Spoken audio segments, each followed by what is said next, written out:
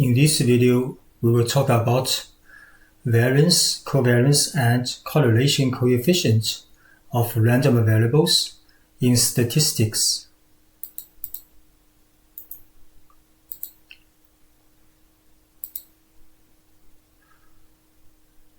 So, when we have evaluated the mean and or the average of a statistical distribution for a random variable, usually we will also need to characterize the variability in the distribution of the variable. So in the following figure, we have two histograms of two discrete probability distributions that have the same mean. So the average value for this variable and for this variable are the same, but they differ considerably in variability. So this variable B has much more dispersion than variable A.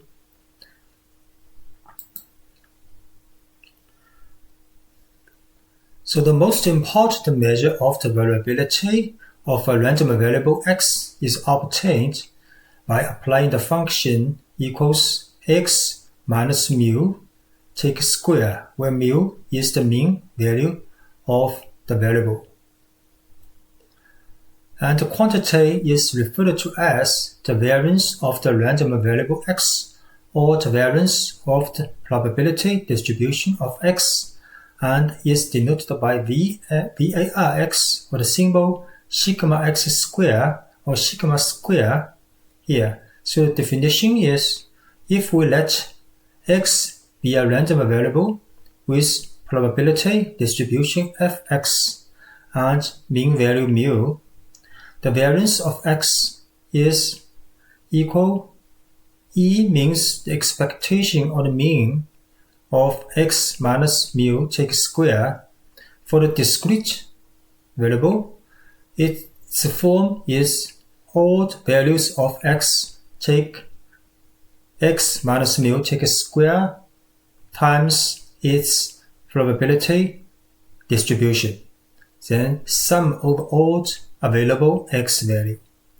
And for the continuous variable, it is x minus mu take square times the density function, probability density function, then take integral of dx over all available value. And the positive square root of the variance, called sigma, is the standard deviation of x.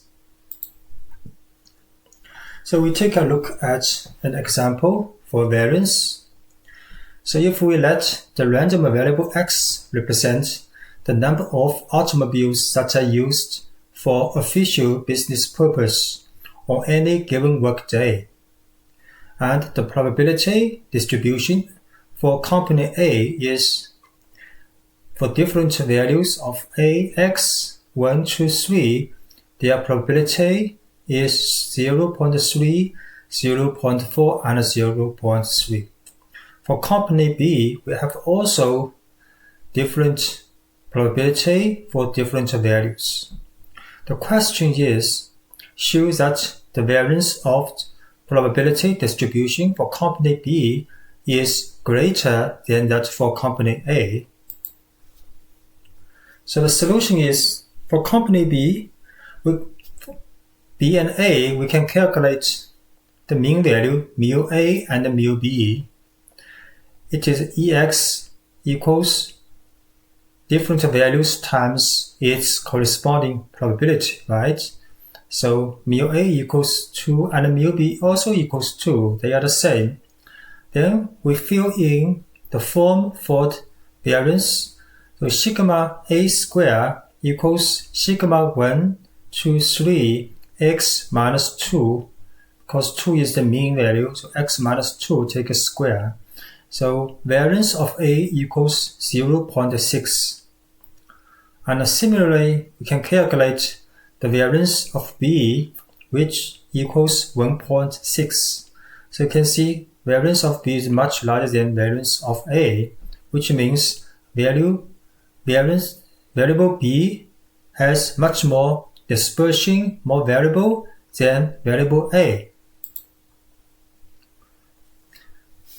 And an alternative and usually preferred formula for finding sigma square is sigma square equals the mean of x squared minus the mean square. So we say ex squared minus mu squared. So we look at an example again. Let the random variable x represent the number of defective parts for a machine when 3 parts are sampled from a production line and tested. The following is the probability distribution of x. So this is the distribution for different values, discrete random variable x equals 0, 1, 2, 3. So if we used alternative formula to calculate sigma square, so first we calculate the mean value mu equals 0.61. Then we can calculate the mean value of x squared. Here x squared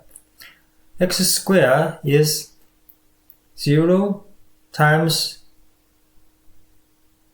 x squared equals 0.87, and then we fill in the form, we'll get the sigma square is 0.4979.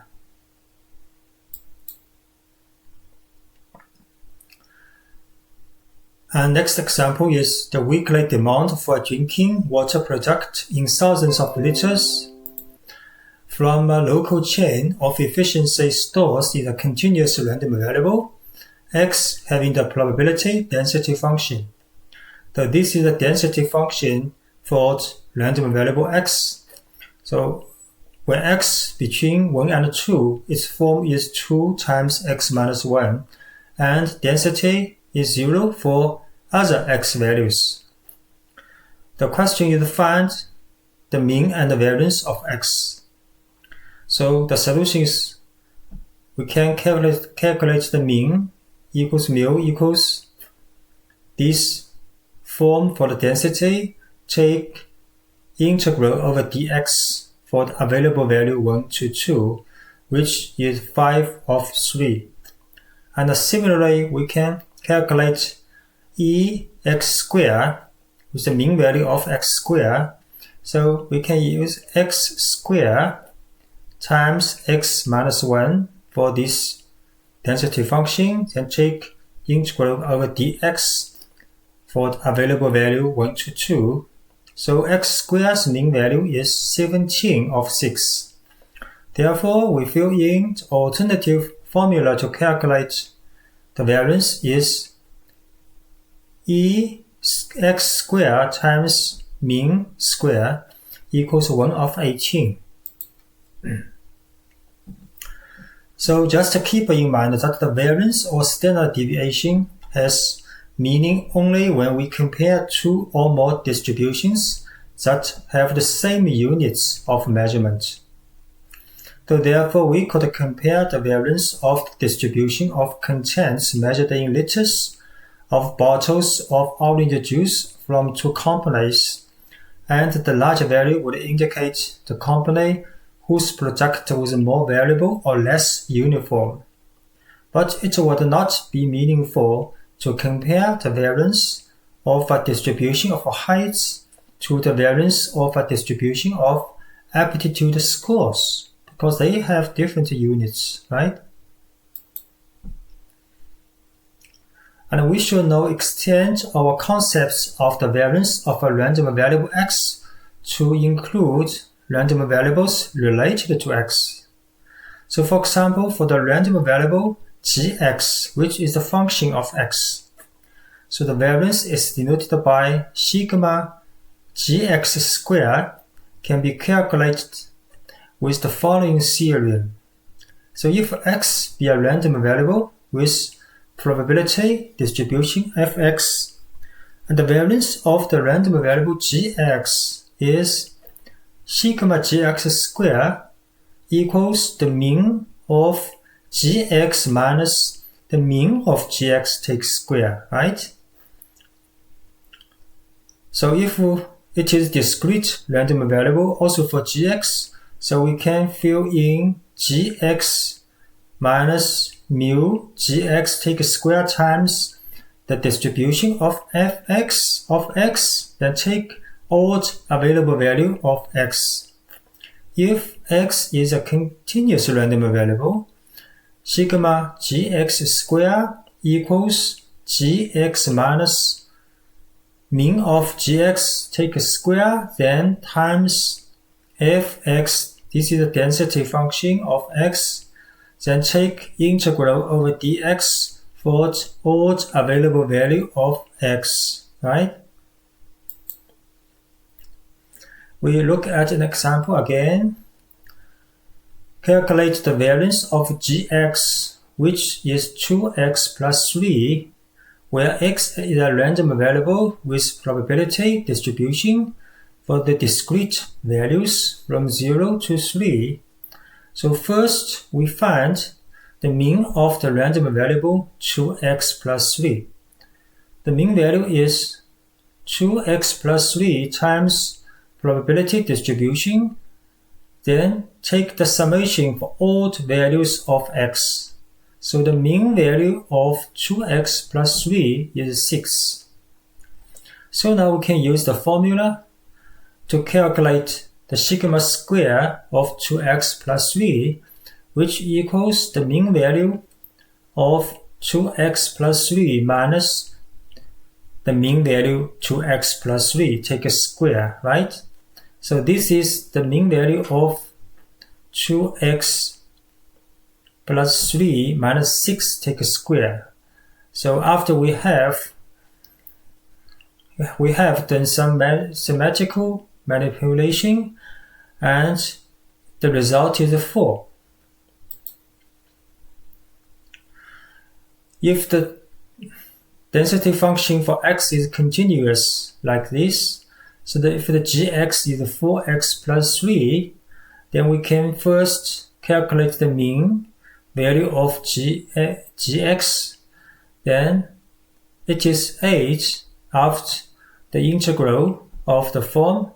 Then next we can calculate the sigma square of 4x plus 3. We also fill in this form and take integral of odd available value of x. Then the result is 51 of 5.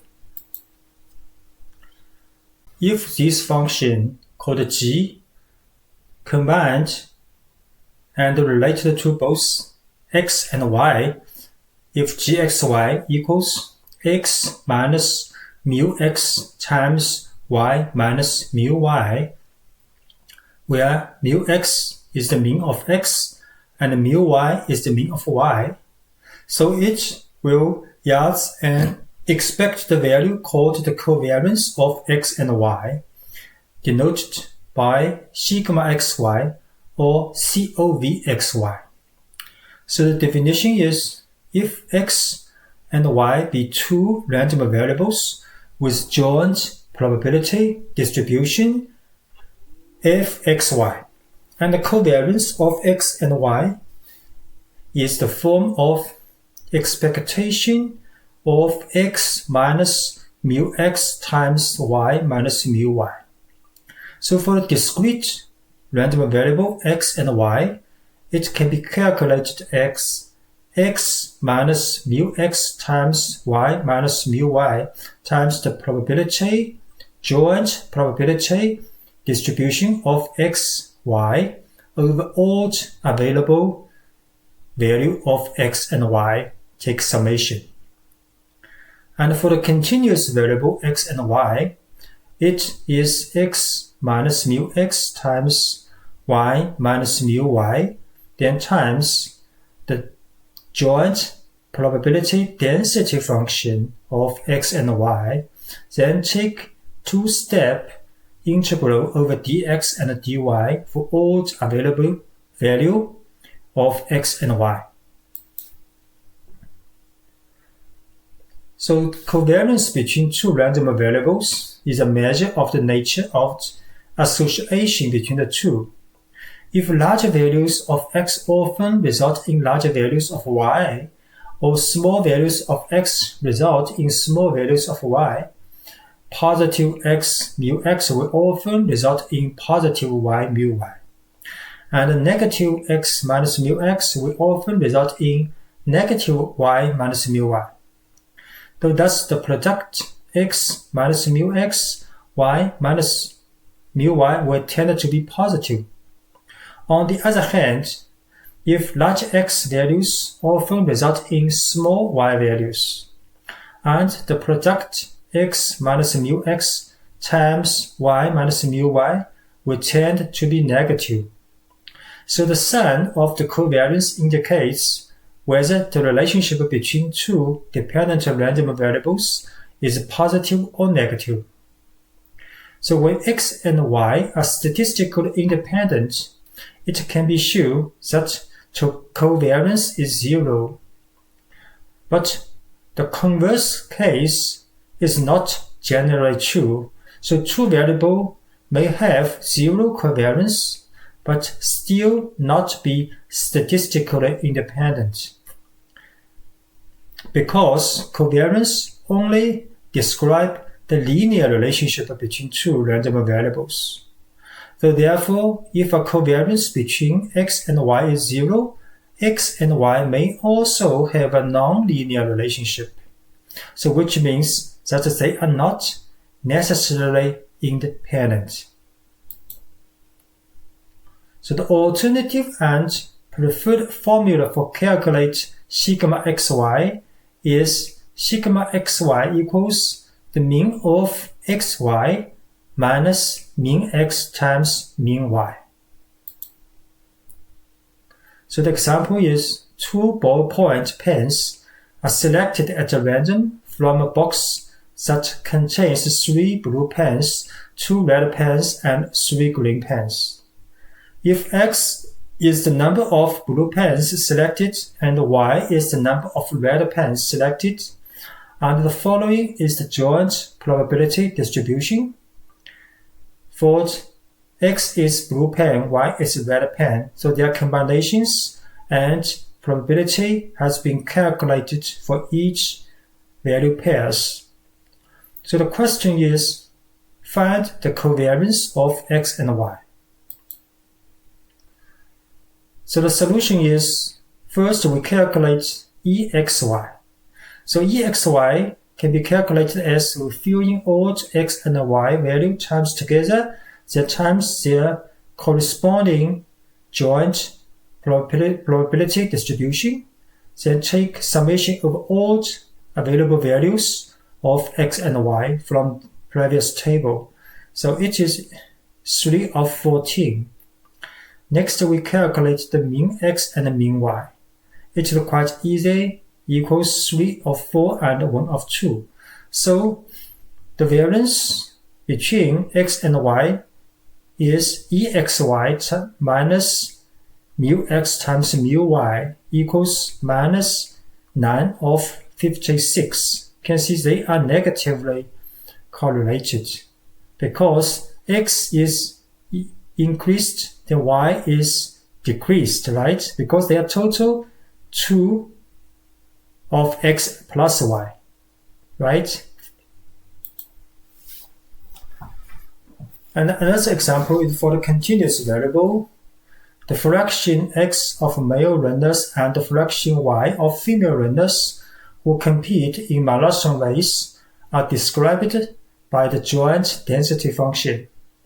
So density function for x and y is 8xy for the variable 0 less than y less than x less than 1, and the 0 otherwise. And the question is to find the covariance of x and y. So the solution is we first compute the marginal density functions for gx and hy. So gx equals all y values, take y integral over y dy, right? For all available y values, so it is only x variable left. Now this is the marginal density for x, and similarly we can calculate the marginal density for y. Then from these two marginal density function, we can calculate the mean x and the mean y equals 4 of 5 and 8 of 15. Then from the joint density function, we can calculate the e and the mean value of x, y equals 4 of 9. So we just fill in the form of sigma xy. We'll get the value is 4 of 225. And also, the covariance between two random variables does provide information regarding the nature of the relationship. The magnitude of sigma xy does not indicate anything regarding the strength of the relationship, since sigma xy is not scale-free. Its magnitude will depend on the units used to measure both x and y. So that's why there is a scale-free version of the covariance called the correlation coefficient that is used widely in statistics. So we let x and y be random variables with covariance sigma xy and standard deviation sigma x and sigma y. So the correlation coefficient of xy is sigma xy divided by sigma x sigma y. So rho xy, this is rho xy is free of the units of x and y. And the correlation coefficient satisfies the inequality, so correlation coefficient between -1 and 1. It assumes a value of 0 when rho xy equals 0, and there is an exact linear dependency. For example, y equals a plus bx. In this case, the rho xy equals 1 if b larger than 0 and equals -1 if b less than 0. So the example is, again, this blue pen, red pen example for different discrete random variable of x and y and their probability value. So the question is, find the correlation coefficient between x and y. So the solution is, we calculate ex first, ex square first, then ey square first. Then next, we can obtain sigma x square and sigma y square. Therefore, the correlation coefficient will equal sigma xy covariance we have calculated in the previous example divided by sigma x sigma y. So it equals -1 of square root of 5. Another example for continuous variable for the marathon runner. Also find the correlation coefficient between x and y. So we first calculate ex square and ey square. Then get the sigma square for x and sigma square for y. Then we divide the covariance we have calculated in previous example divided by the square root of sigma x square times y sigma y square, which means this is the covariance divided by standard deviation of x times standard deviation of y. So the result is 4 of square root of 66 for the correlation coefficient between x and y. Thanks for watching.